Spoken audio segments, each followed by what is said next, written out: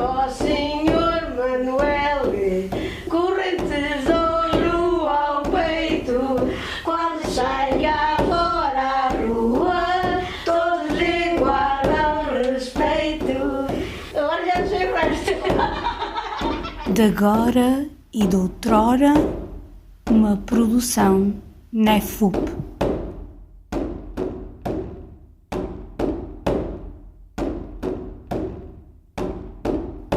No primeiro domingo, depois do dia 10 de janeiro, data da morte de São Gonçalo, celebra-se em Gaia a primeira grande romaria do ano, em que os grupos de pombos e as cabeças de São Gonçalo e São Cristóvão surgem como elementos preponderantes da festa. Viva o nosso milagroso São Gonçalo! Viva! Viva a nossa querida cabeça de São Cristóvão! Viva! E viva a Nossa Senhora da Piedade! Viva! E viva os nossos benfeitores! Viva! E viva as virtudes marianas do Rio Douro! Viva! E é que vai São Gonçalo!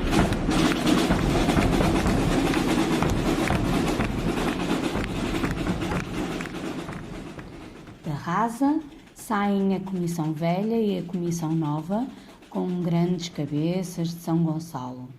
Por Santa Marinha, os Mariantes, grupo ligado às corporações dos trabalhadores fluviais que afirma existir há mais de 300 anos, acompanham a enorme cabeça de São Gonçalo ao som dos bombos e caixas, seguindo até ao ponto de encontro, na igreja de Mafamude, para o despique entre grupos de bombos e claques, ao som de gritos de "O Santo é Nosso! Yeah, yeah, yeah!"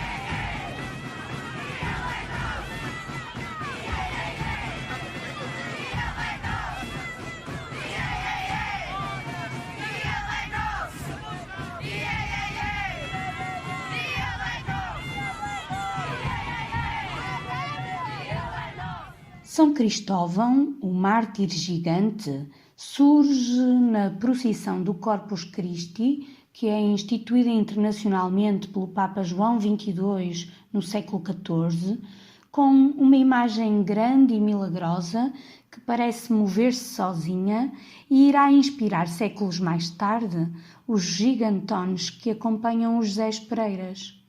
Teófilo Braga, em O Povo Português II, afirma: costuma a Câmara desta vila, da Feira, no dia de Corpus Christi, fazer à custa do município uma festa com procissão em que vai São Cristóvão. É de roca à imagem e coberta por um saio de damasco vermelho. No seu bojo introduz-se um homem, parecendo que o santo, que tem uns 14 palmos de altura, anda pelo seu próprio pé. Concorre neste dia muita gente a ver o Santo Grande, que depois da procissão é colocado em frente da Casa da Câmara, onde vão muitas pessoas comer diante dele sopas de pão e vinho, na firme crença de que ficarão por este meio livres de fastio. A ligação entre a procissão do Corpo de Deus e os grupos de Zés Pereiras e gaiteiros é explicada por Napoleão Ribeiro. As fardas dos Zés Pereiras podem ter essas fardas das charangas, ou muitas vezes pró-marciais, digamos assim, mas, regra geral, os grupos Zés Pereiras das famílias mais antigas que havia no Entre Douro e Minho, isso eu tenho que constatar, regra geral são quase todos de farpela branca e adereços vermelhos.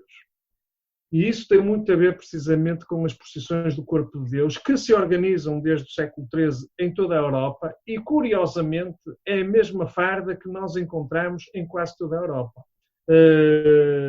Portanto, onde tocam ou gaita de foles, ou charamelas, portanto, e onde se dançam nessa procissão, que era muito importante, porque nela realizavam-se em todos os concelhos, praticamente em quase todas as sedes do concelho que havia neste país, que era um mapa de retalhos administrativos totalmente diferente do que o é hoje em dia.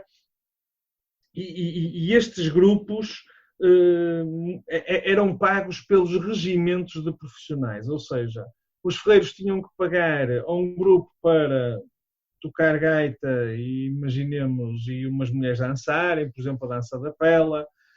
Os jogadores já tinham que pagar a outro para tocar viola e uns homens dançarem outra dança qualquer, uma dança de fitas. Os próprios escravos, muitas vezes, estavam agremiados nas confrarias de Nossa Senhora do Rosário, também tinham que se fazer representar. Os mouros, os judeus, portanto, e estas corporações que existiam nas cidades, estas corporações de artífices, eram muito importantes nesta procissão do Corpo de Deus, mas também elas muito importantes nas próprias cidades e nas próprias sedes de concelho. Os alcaides, eu ia dizer os presidentes da Câmara, não existiam presidentes da Câmara, mas haviam câmaras e haviam alcaides. E os vereadores tinham que se representar. Aliás, a própria palavra vereador vem de eles desfilarem com estas varas nestas procissões. E muitas câmaras municipais ainda as possuem. E muitas vezes essas varas eram decoradas. E isto era uma coisa muito importante.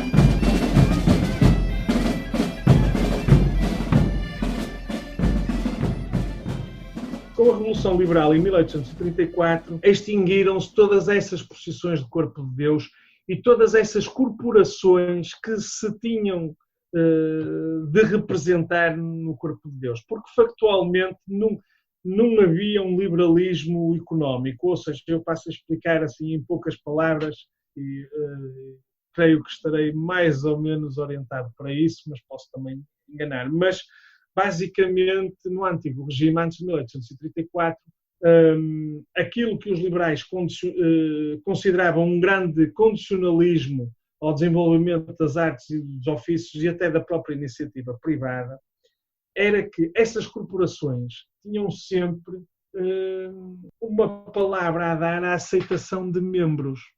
E então as relações de vizinhança e as relações de parentesco controlavam muito essas entradas. O liberalismo faz tábua rasa disso tudo.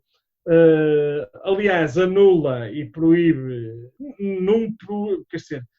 proíbe a obrigação de as pessoas se fazerem representar nestas procissões, portanto, elas se quiserem a partir desse momento fazerem-se representar, será só porque querem. E então há uma grande libertinagem pós-1834 em relação a estes fenómenos. E, factualmente, os fenómenos vão persistir, mas sem regras. Aliás, onde a procissão se mantém muito nos cânones desse pré-1834 é em Penafiel. Ainda há o baile das espadas, dos ferreiros, há o baile dos pedreiros e baile de outros ofícios, e há também o dragão, e há o São Cristóvão. Nem o rei pode ser rei sem haver um tal ferreiro.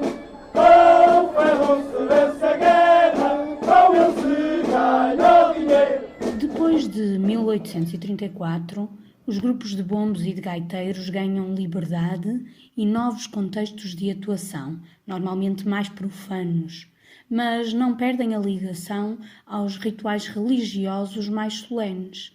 Esta conexão mantém-se, segundo Napoleão Ribeiro, até aos dias de hoje. Aqui em Portugal há quase sempre o São Cristóvão, há sempre o dragão, que é coca de Monção. Em muitas localidades, mesmo hoje em dia, ainda persistem alguns.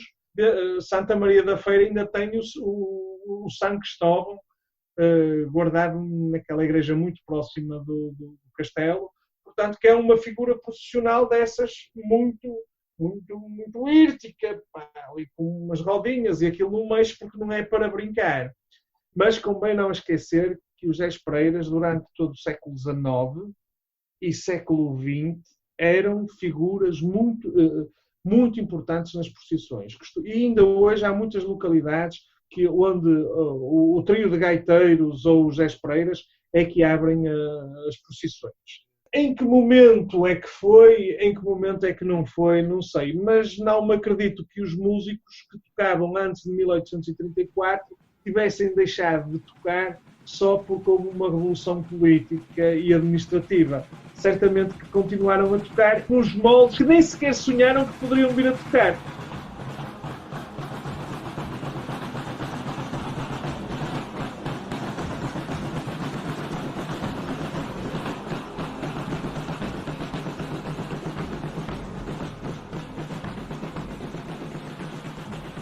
Nestas procissões, os grupos de percussão surgem quase sempre ligados aos aerofones, como acontece também ainda, hoje em dia, no contexto das apresentações dos José Espereiras.